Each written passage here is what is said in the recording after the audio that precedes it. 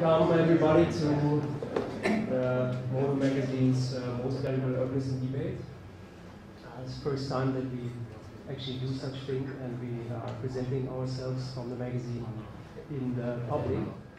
Originally, the topic was inspired by a very personal experience I had some years ago when I was in Switzerland, when I first heard about this kind of city ranking list, and what I was amazed about from the beginning was that actually somebody could really rank cities.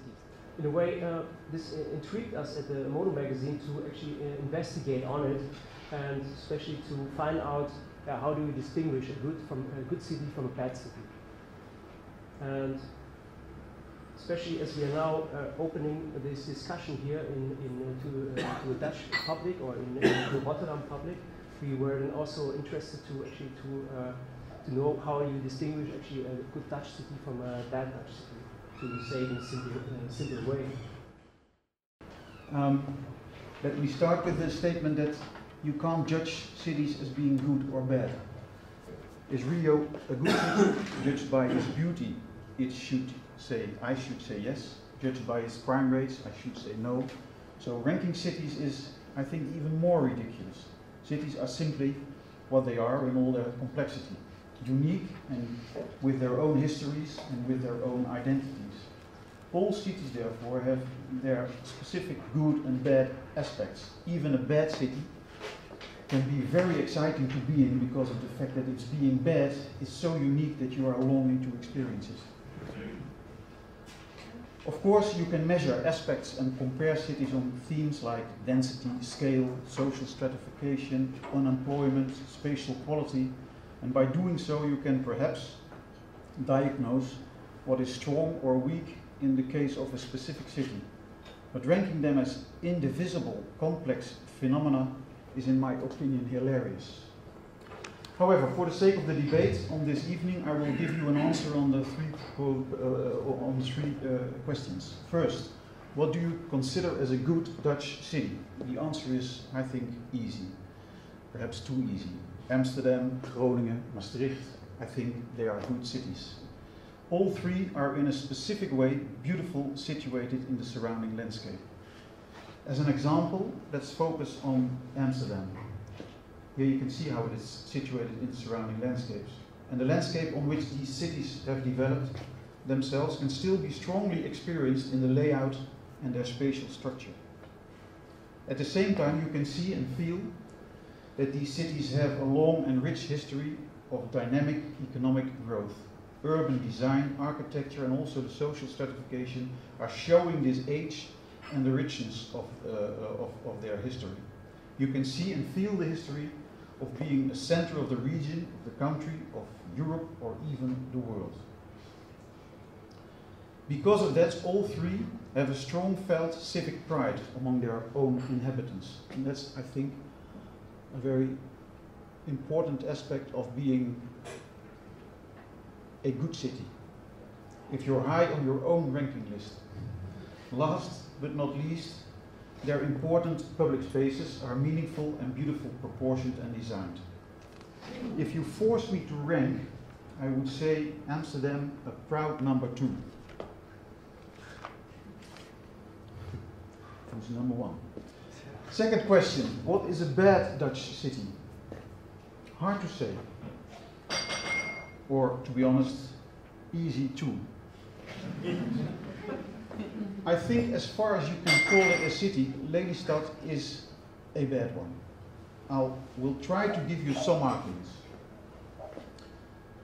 Lelystad was originally planned as the regional urban center in the middle of the 3 polders, but within a few decades Almere took over as the most urban spot in the polders.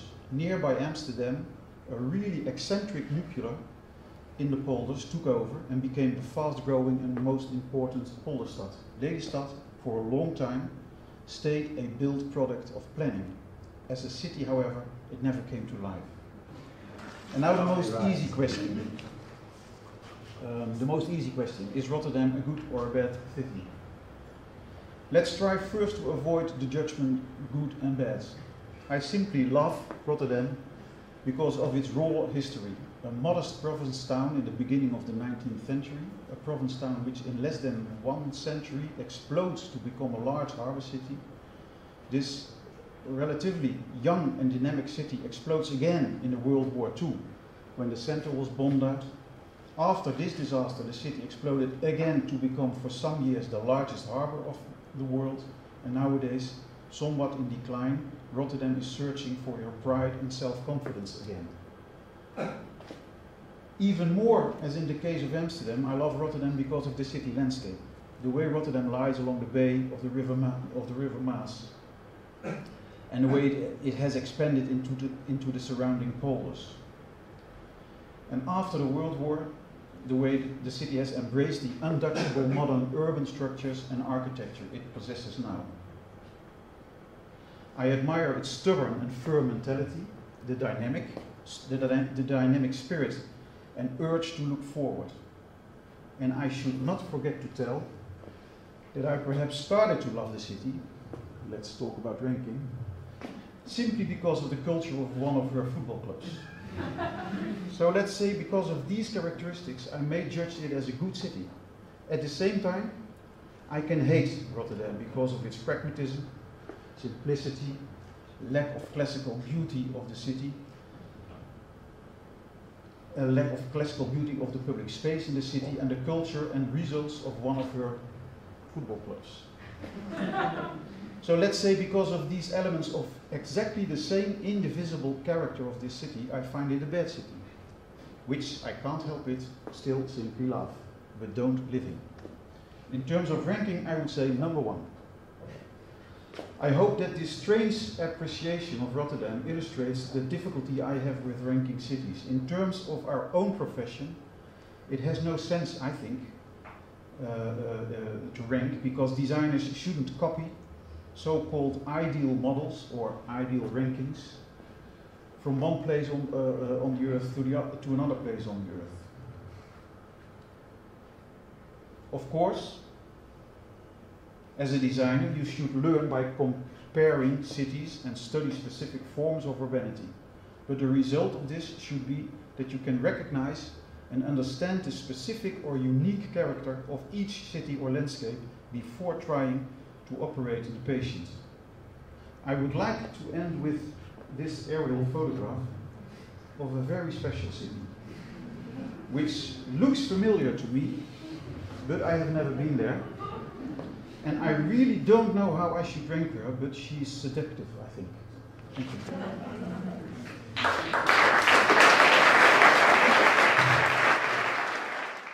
The funny thing is, of course, that although you didn't want to rank, you ranked a little bit. And but immediately we find out that the city that is completely designed, Lelystad, so the city that was completely in control, you could say, of designers, urban designers, and not the least.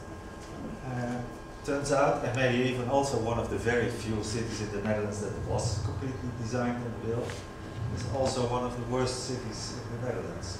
Probably you're not the only one who thinks so. So, this Amsterdam, hardly designed, grew organically more or less. Rotterdam, more or less designed, but I get the impression that the design part is not what you love the most about it. So what does this mean for the profession, for the urban designers who worked on, especially on Lelystad and maybe also on Rotterdam? Should we be more modest? I think so, but no, what I try to say is that Lelystad is a very abstract, was designed in a very abstract way. At the end, the first sketches were different, but at the end it was a very abstract organization model which was put in the polder. But it misses a sort of identity which could have been given by the landscape to this city. It had a tremendous chance to have a city at the edge of the IJsselmeer. In the same way, Almere now is searching for having a window on the water. Let's say it like that. And they missed this chance, and what left was this organization model without the in-between scale, in between the neighborhood and the infrastructure, which is, I think, the second big mistake in Lelystad. I would like to raise an issue, which is only because it is. I want to keep it very close to my heart, to keep it on the level of my own passion. So,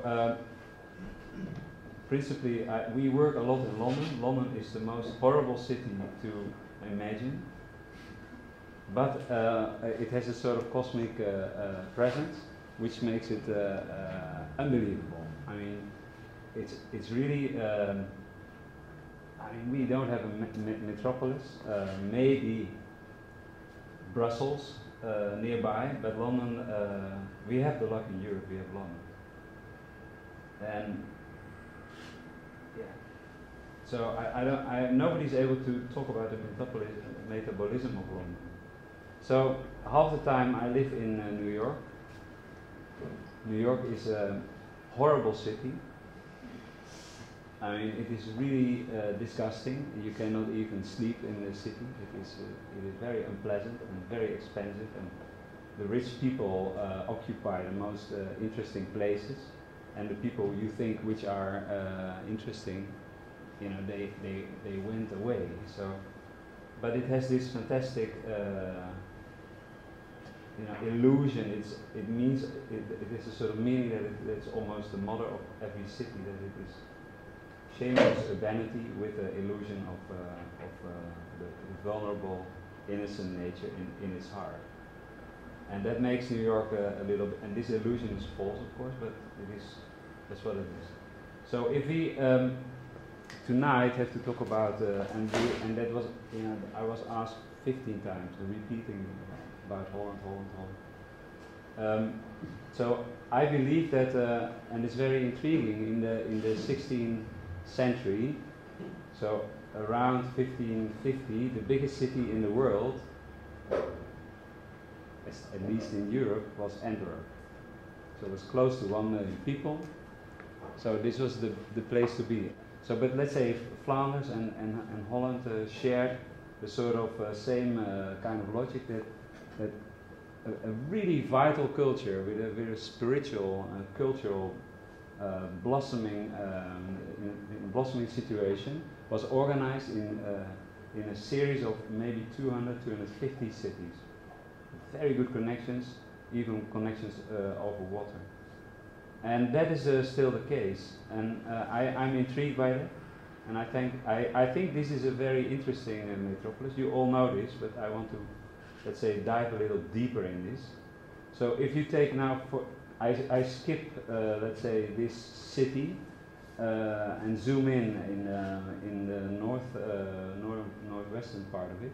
Actually, the city starts at Alkmaar and goes to Hasselt, and goes from the Belgian coast up to, let's say, Zwolle. I situate this city, this metropolis somewhere there, and it has the same, the equivalent of the inhabitants as London, approximately 10 million, and it works like a metropolis. So if I want to have something specific, I'm able, if I live in this city, to go there and to take some in a nearby village or city what I want. So and that kind of network and most of it is based on a shared history, the shared language. It has very strong specialisms and all kind of subcultures, which is all the elements of a metropolis. The third layer is very interesting, and I would call this values. Values are more important than physics. So, first of all, I think if you take a train or the car in Holland, you have beautiful panoramas. People are hypnotized by the horizon. They are there in traffic jam on their daily trips because they are doomed to travel. I mean, this metropolis, you can only exist if you travel. You go to your grandma, you go to school, you go to your work. You can only do it by traveling. And traveling means you are part of a horizon. There is a very pronounced layer of landscapes and where the most of these have been painted by world-class painters, paintings which are now represented in the Louvre, in America, in London, wherever. And you know, the most famous painters, they more or less took specific areas which are still to be seen, and they still exist. So if you combine these, you can make, for example, a map of all these values on top of, let's say, the use of these areas for nature, for agriculture, whatever. And I think this is amazing. So this city of the Renaissance, for me, represents a very good model of a metropolis. Now, what is so this is, let's say this is my number one. Of course, when you ask me number one cities, it can only be Spanish cities, such as Valencia or Madrid. I mean, it's about girls, it's about food, it's about being on the street, engaged, and music. A metropolis, not really a city, because a city, you could say, is more or less an entity which could be, in which you can define a core or whatever. In your ideal metropolis, Holland kind of city, there's no core anymore, at least not where I could recognize it. It's more of a network of places and values even. So this is really departing from what we used to call the city, or what we mostly still talk about when we talk about cities. Is that correct?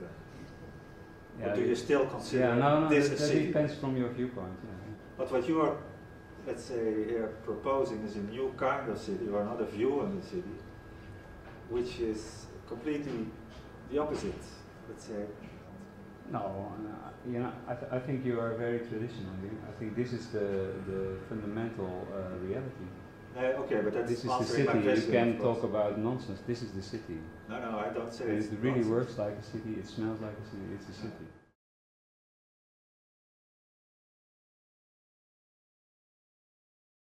Floris used to work at RMA for 18 years. Is that correct?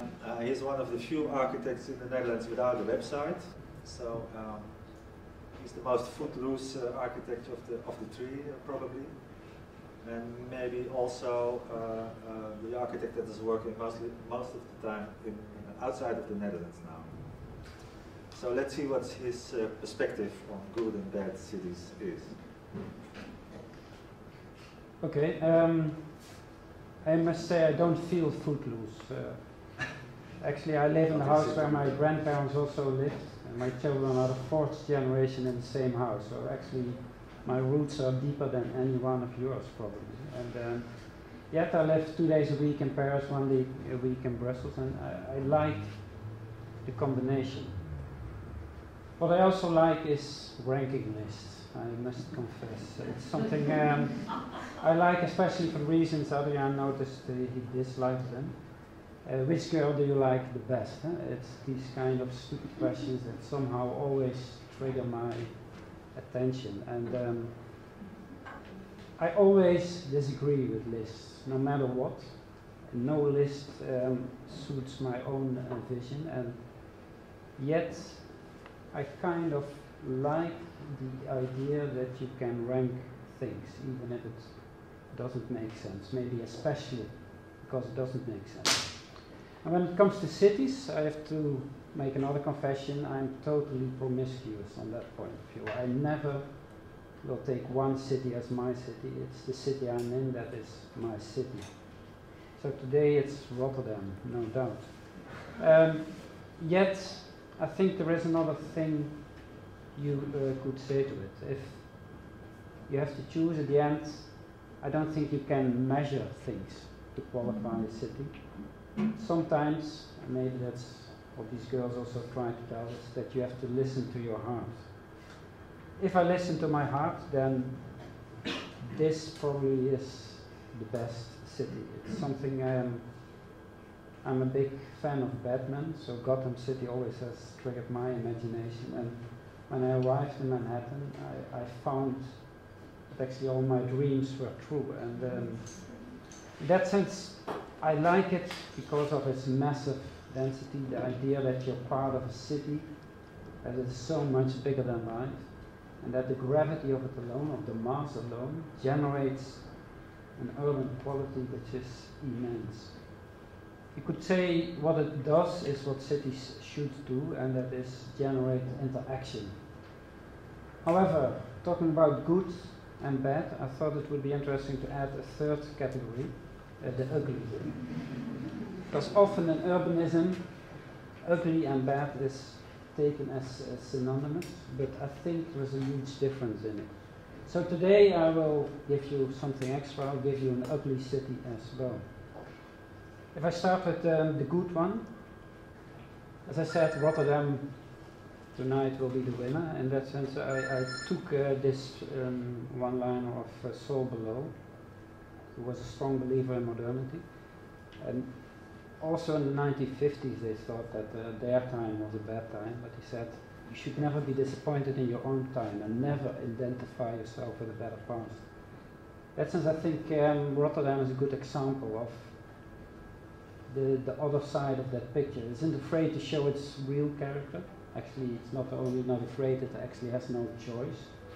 And simply having no choice generates a lot. If you look at the city, it shows what our time is about. It shows that it's a big mess, you could say. And looking at it, at all its clumsiness, at all its weird combinations, it's very hard not to love the city. It's something that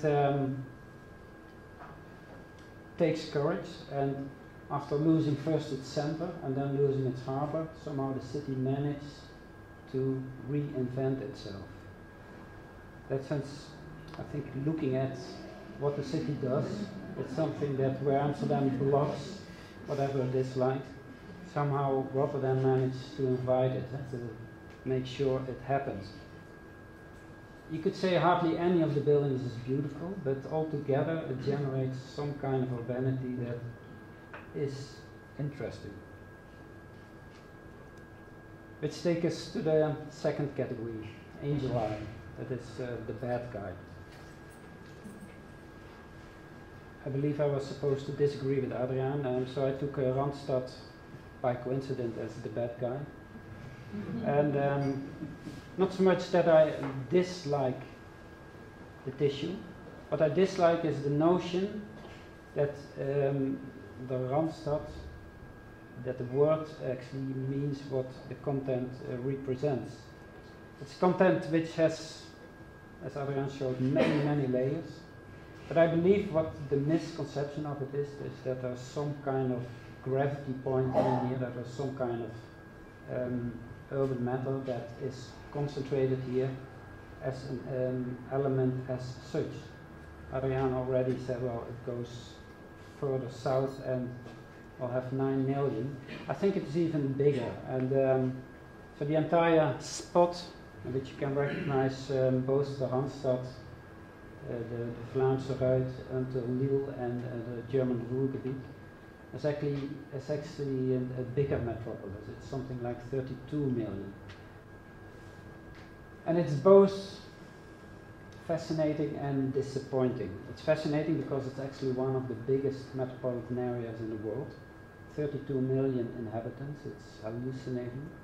At the same time, what is disappointing, you could say from an urban point of view, is that it lacks density.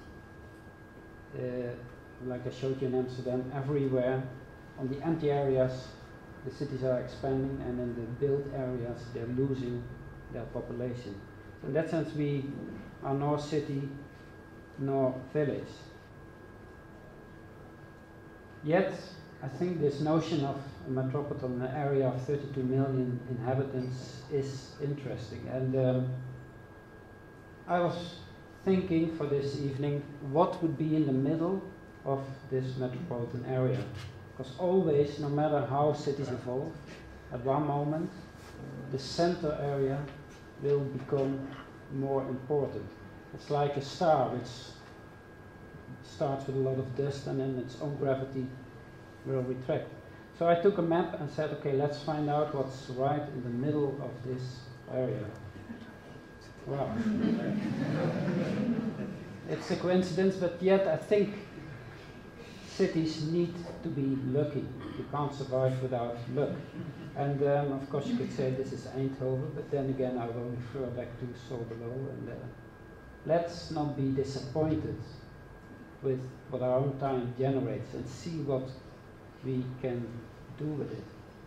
And this brings me to the last category, the ugly one, which I'm afraid is Eindhoven. That's why I'm saying ugly and bad is absolutely not the same.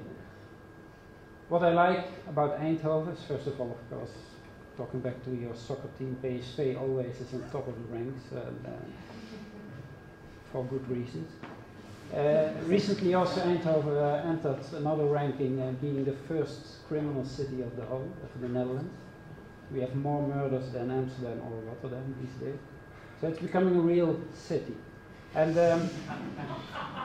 what I especially like about it is it's a bit hard to read, the graph on the right side. It tells you the amount of lawyers per engineer. In America, in the United States, at this moment you have for each engineer 42 lawyers. This is a totally insane, sick situation. I think what I like about Eindhoven that it's the inverse. You probably have 42 engineers per lawyer. And that means a lot. This year Eindhoven was actually selected as one of the 7 most intelligent communities of the world. And here in Rotterdam, for instance, there's a lot to do about the second Maasvlakte. Eindhoven, you always think it's only Philips, but a factory like ASML alone generates more money than the second Maasvlakte will do. And that's only ASML. I'm not saying, well, I'm from Brabant, I'm proud, but what I'm saying is that what we overlook and what we think is like not relevant, in the end might be behind our backs become much more powerful and much more modern, and all these areas we take serious. Eindhoven has also the design academy, so it's not only the engineers, they produce everything, including all the homemade drugs today in Holland. Yet it's ugly, and so that's why I added this category, because we're thinking good and bad, but as we know the bad one ended up in a grave, but the good and the ugly survived. And the question always is who was right? I think nobody in the end was right, but I think that we have to take the ugliness much more seriously than we've done so far. Thank you.